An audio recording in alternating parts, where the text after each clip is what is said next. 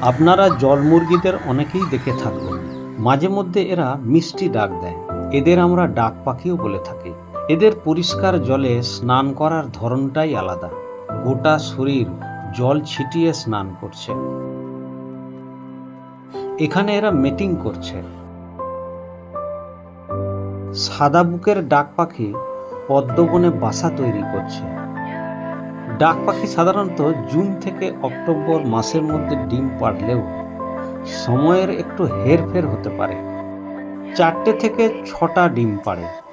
20 থেকে 22 দিনের মাথায় ডিম ফুটে বাচ্চা বের হয়। এখানে বেনা ঝাড়ের মাঝে বাসা তৈরি করছে। ডাক পাখি জলা জায়গায় ঝোপে ঝাড়ে বাসা তৈরি করে থাকে।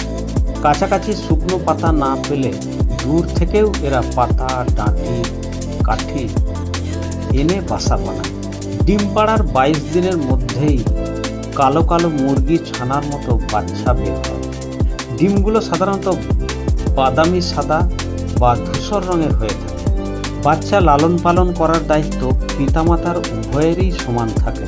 ছোট ছোট জলের পোকা, মাছি এদের খাবার।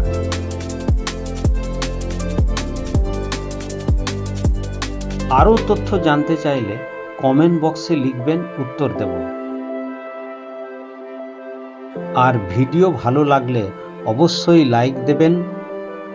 আরও ভালো লাগলে শেয়ার করতে পারেন।